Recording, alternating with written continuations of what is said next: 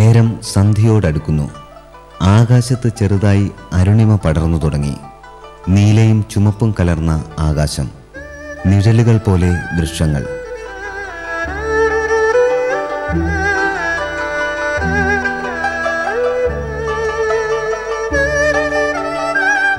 പാത വിശാലമാകുന്നു.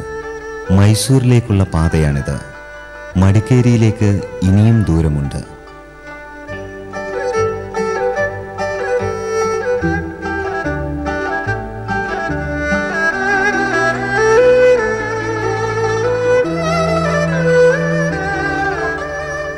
പാതയ്ക്കരികിൽ വാഹനം നിർത്തി സഞ്ചാരികൾ പ്രകൃതി സൗന്ദര്യം ആസ്വദിക്കുന്നത് കാണാം.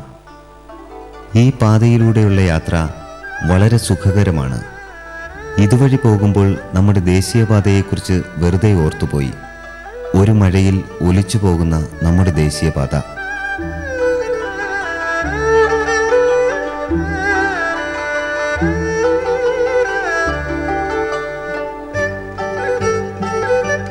പാതയിൽ തിരക്കില്ല.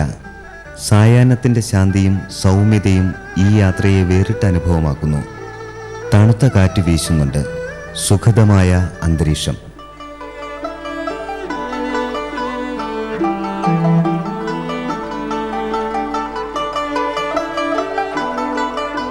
കുടകിൻ്റെ തലസ്ഥാനമാണ് മടിക്കേരി അഥവാ മെർക്കാറെ. മടിക്കേരിക്ക് ഒരുപാട് കഥകൾ പറയാനുണ്ട്. ചരിത്രത്തിൻ്റെ പിന്നാമ്പുറങ്ങളിലെ ചോരവാർന്ന ഏടുകൾ, വിസ്മയിപ്പിക്കുന്ന പുരാവൃത്തങ്ങൾ, രാജവാഴ്ചക്കാലത്തെ ദുരന്ത സ്മരണകൾ, വെട്ടിപ്പിടിക്കലിൻ്റെയും കീഴടക്കലിൻ്റെയും നൂറുനൂറ് കഥകൾ. അങ്ങനെ ചരിത്ര സ്മൃതികളാൽ സമ്പന്നമാണ് മടിക്കേരി.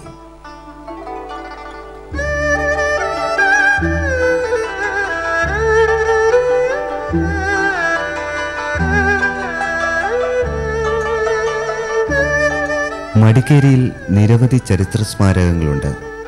അവസാനത്തെ കുടക് രാജാവായിരുന്ന സിക്കവീര രാജാവിൻ്റെ കൊട്ടാരം, സിക്കവീരൻ്റെയും കുടുംബാംഗങ്ങളുടെയും ശവകുടീരം, അങ്ങനെ മടിക്കേരിയുടെ പൗരാണിക സ്മൃതികൾ നിരവധിയാണ്.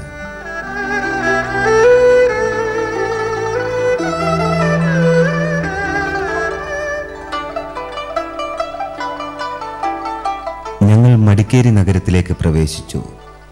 ഞങ്ങൾക്ക് സ്വാഗതമോദി ജനറൽ തിമ്മയ്യയുടെ പ്രതിമ. മുൻ കരസേനാ മേധാവിയായിരുന്നു അദ്ദേഹം.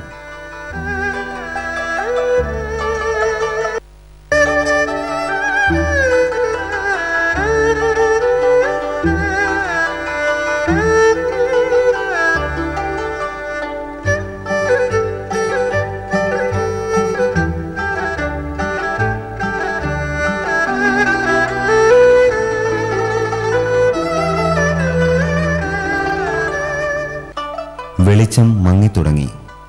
വഴിവിളക്കുകൾ തെളിഞ്ഞു തുടങ്ങി. കടകളിൽ നിന്ന് വൈദ്യുതി വെളിച്ചം പരന്നു തുടങ്ങി. ഞങ്ങൾ ഒരു നഗരപ്രദക്ഷിണത്തിന് പുറപ്പെടുന്നു. അതുകൊണ്ട് 2 ഗുണങ്ങളുണ്ട്. നഗരക്കാഴ്ചകൾ പകർത്താം, ഒപ്പം രാത്രി തങ്ങാനുള്ള ഇടവും കണ്ടെത്താം. ഇന്ന് രാത്രി മടിക്കേരിയിലാണ് തങ്ങേണ്ടത്. നാളെ മടിക്കേരിയിലെ കാഴ്ചകൾ പകർത്തണം. ഇത് സിക്കവീര രാജാവിൻ്റെ കൊട്ടാരത്തിലേക്കുള്ള വാതിൽ.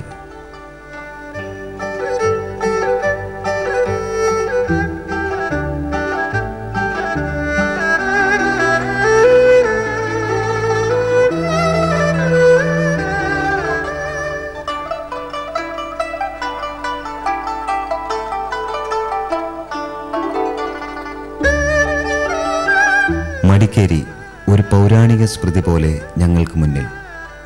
പഴക്കം ചെന്ന കെട്ടിടങ്ങൾ, ഇന്നലെയുടെ കരിപുരണ്ട പുറമോടികൾ. ഇപ്പോൾ നല്ല തണുപ്പുണ്ട്.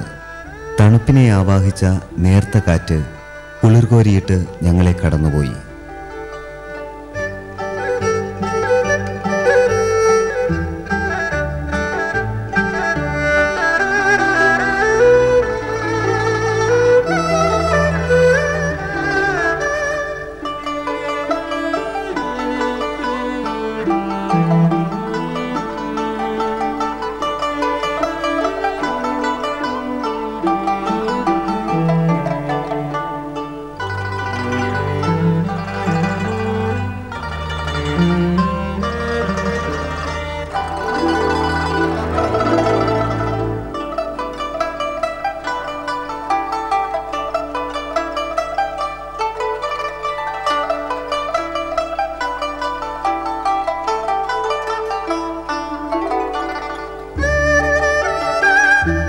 ഞങ്ങൾ നഗരത്തിരക്കുകളിലേക്ക് കടന്നു. നിരത്തുകൾ സജീവമാകുന്നു. കടകളും വ്യാപാര സ്ഥാപനങ്ങളും ഉണർന്നിരിക്കുന്നു. നഗരത്തിൽ അധികം തിരക്കുകളില്ല. പൊതുവെ ശാന്തമാണ്. ഞങ്ങൾ രാത്രി കാഴ്ചകളിലേക്ക് മെല്ലെ നീങ്ങി. കടകളിലും നിരത്തുകളിലും വൈദ്യുതി ദീപങ്ങൾ തെളിഞ്ഞിരിക്കുന്നു. ഒരു ജില്ലാ ആസ്ഥാനത്തിൻ്റെ തിരക്കുകളൊന്നും കാണാനില്ല. മലയോര നഗരങ്ങൾ പൊതുവെ അങ്ങനെയാണ്.